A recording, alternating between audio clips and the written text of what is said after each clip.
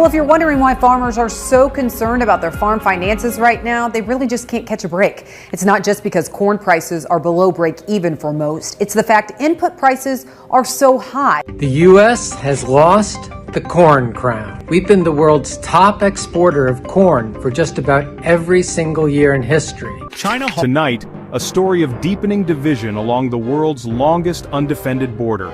The date is August 1st, 2025, and the once steady economic partnership between the United States and Canada is showing deep and troubling cracks. Tension is felt from the oil fields of Alberta to the dairy farms of Wisconsin. At the heart of this dispute, Canadian energy and American food. Disagreements over Alberta's pipelines have created political friction, with American lawmakers threatening to target Canada's dairy sector in retaliation. This isn't just a political spat, it's a conflict threatening livelihoods on both sides. American interests want greater access to Alberta's oil, but Canadian delays have led to calls for agricultural retaliation. The U.S. has a production advantage in dairy, but faces steep barriers entering Canada's market. The promise of free and fair trade now feels like a distant memory. For American dairy and beef producers, access to Canada isn't a luxury, it's survival. When Canada closes its doors, prices plummet, and rural communities suffer. This isn't just about cheese or oil. It's about the intricate web of trade that connects two neighbors, and what happens when that web begins to snap under political pressure.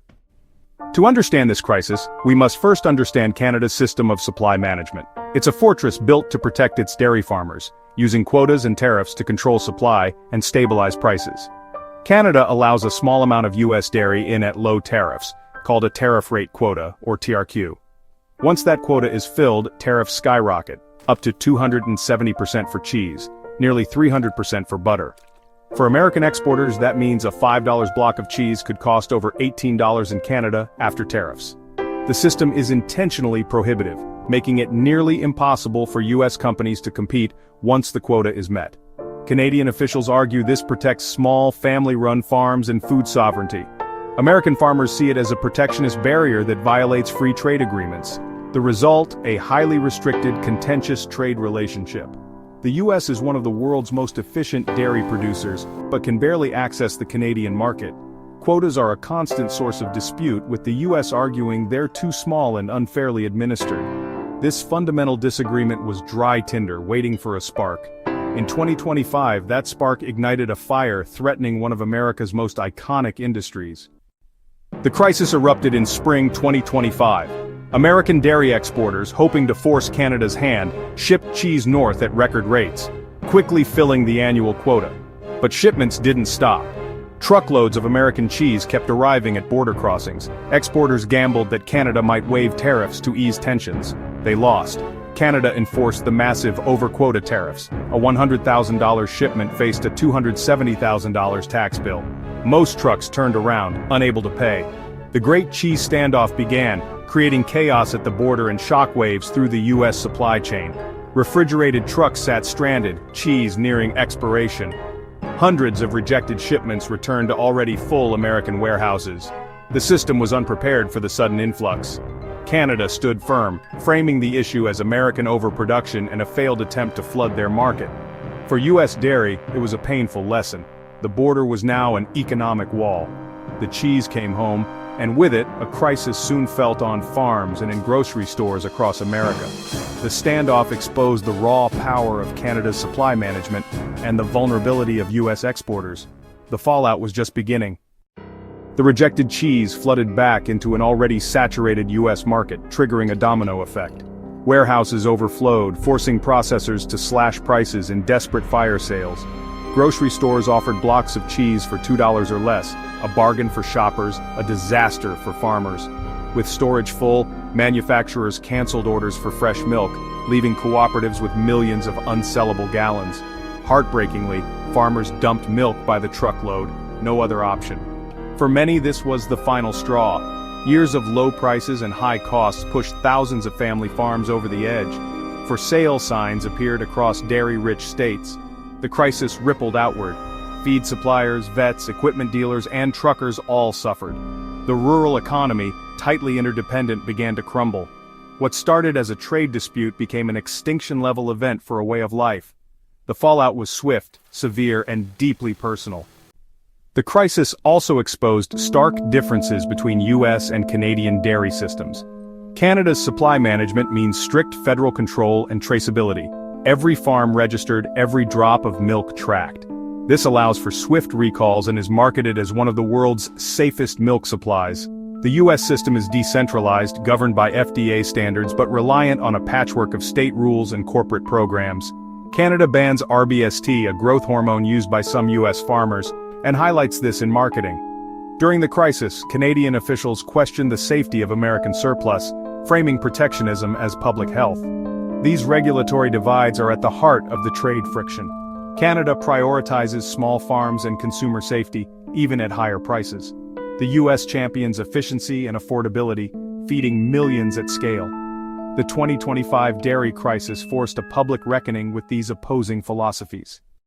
In Washington, the crisis sparked fury among lawmakers from rural states. Farmers encouraged to produce for export now felt abandoned and demanded action. Farm state politicians held press conferences accusing the administration of being outmaneuvered by Canada. Yet, the official response was muted statements of concern, but little concrete action. The dilemma: retaliate and risk a broader trade war, or hold back and anger rural America. The administration was caught between powerful farm lobbies and other industries fearing collateral damage. Some analysts said the U.S. lost leverage by focusing on Alberta's energy sector. The silence from the White House was seen as weakness, deepening frustration in farm country. Farmers wanted more than a bailout, they wanted a strategy to reopen markets and prevent future crises. The longer Washington waited, the deeper the political damage. This dispute isn't just a North American problem, the world is watching. Major importers like the EU and Japan are alarmed by images of dumped milk and American surplus. Protectionist factions in Europe are using the crisis to justify new barriers against U.S. dairy. The EU is reconsidering quotas, hinting at stricter inspections or tariffs.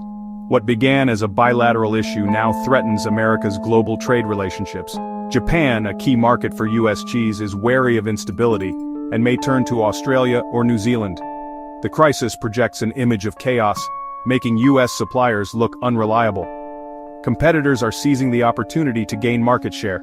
The damage could be long-lasting, eroding trust and making it harder for U.S. producers to recover. America's reputation as a champion of free trade is at stake. The world sees a nation unable to secure access to its neighbor's market. This undermines U.S. credibility in future negotiations. The dairy crisis is now about America's role as a reliable global partner. For most Americans, the crisis is visible in the dairy aisle: unprecedented discounts on cheese and milk. It feels like a win for strained household budgets, but the bargain hides a deeper story. News of dumped milk and rejected shipments raises questions. Why is this cheese so cheap? Is it safe? Suspicion grows, eroding trust in brands and regulators. A safe, stable food supply is vital to national security and public health. When trust falters, consumers may turn away from dairy or seek expensive alternatives, further hurting farmers. The desperate measures to save farms, slashing prices, end up damaging the long-term reputation of their products. The crisis highlights a disconnect between consumers and the source of their food.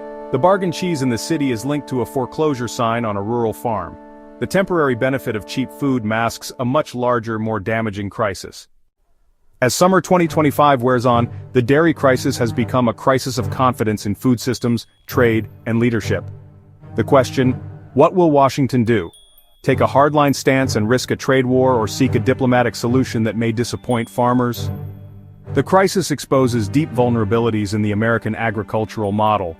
For decades, the mantra was, get big or get out, relying on exports to absorb surplus. The dairy crisis is a brutal lesson in the risks of that strategy. It forces a national conversation. Should we rethink food production? Does efficiency come at the cost of resilience? The resolution will send a message about America's place in the world and its ability to defend key industries. Farmers, families, and consumers need reassurance and solutions. A fumbled response will deepen cynicism and division. Ultimately, this is about more than cheese, it's a test of national priorities. The choices made now will shape American agriculture for a generation. What kind of food system do we want, and what are we willing to do to protect